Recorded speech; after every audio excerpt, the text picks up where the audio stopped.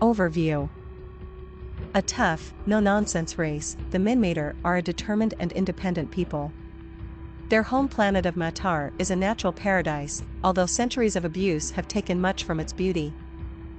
Of the four major races of New Eden, none has endured more tragedy and suffering than the Minmatar. Once part of a thriving and technologically capable tribal civilization, billions of Matari were enslaved by the Amar Empire for more than 700 years, until a mass rebellion freed most, but not all, of those held in servitude. Initially modeling its recovery after Gallente Federation notions of democracy, the Minmatar Republic was born through the cooperation of four major tribes. For the Minmatar, the most important thing in life is to be able to take care of yourself on your own, and although kin and family play an important role in their society, they prefer identifying themselves by the clan or tribe to which they belong. A clan can have any number of people in it, and its size is largely dictated by the main activity of its members.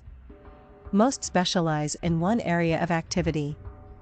While those who live on a planet can focus on agricultural or industrial activity, others who travel around the world concentrate on trading, pirating, and such like. In the distant past, the clans constantly warred against each other.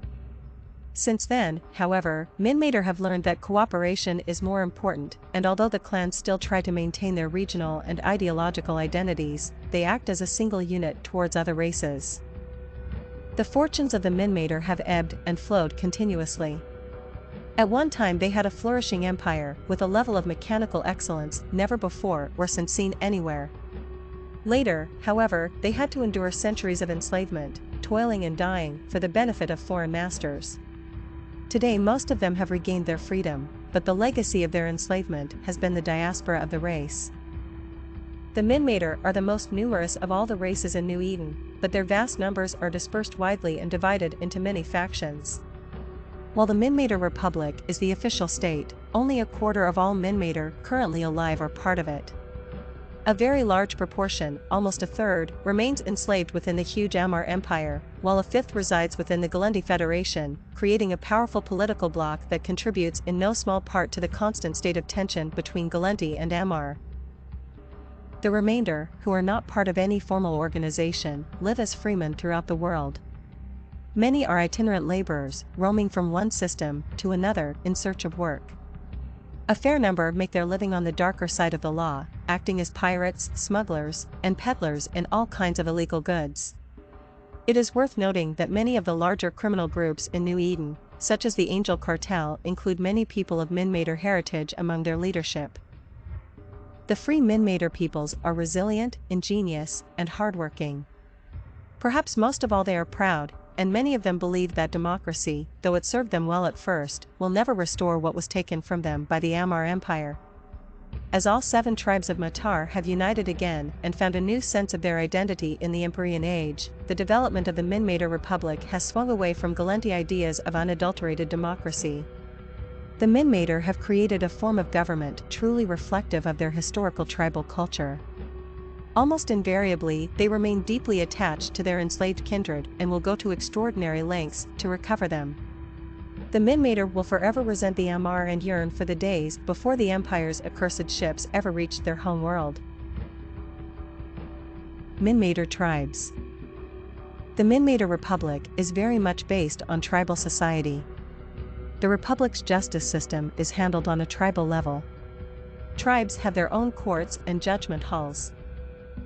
There are 7 major tribes: Sebiaster, Crujual, Bruder, Varokir, Nefantar, Thucker, and Starkmanir. Of these 7 tribes, 4 founded and made up the Minmatar Republic for a time: the Sebiaster, Crujual, Bruder, and Varokir. The other 3 suffered various fates of dispersal or absence over the centuries.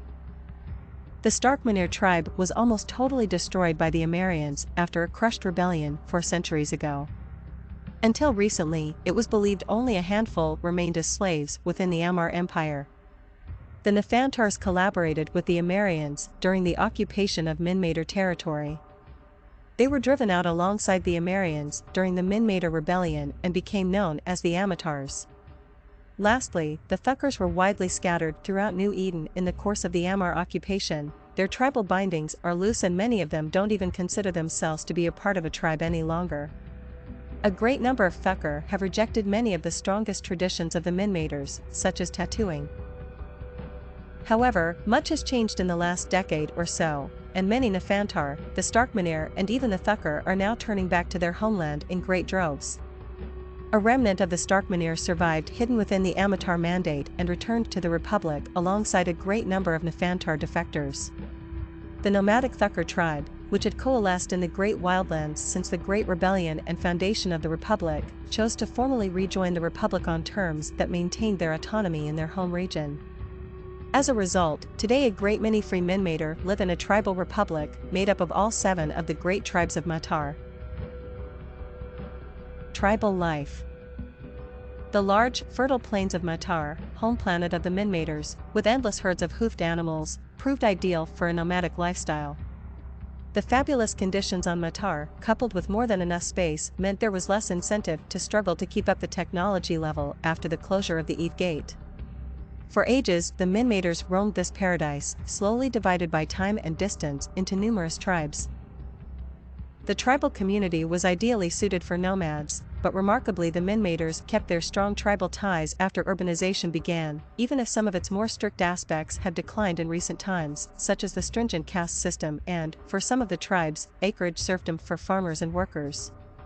To this day, Minmatars identify themselves first and foremost through their clan. The Minmatar tribes evolved their own traditions over time, but limited communications between them ensured a few basic similarities in their social structure. One of these is the pyramid structure of the tribe. Each tribe has a number of family clans, which are then further divided into subclans based on occupation, geographical location, and other traits. This is different between the tribes even if the overall structure is the same.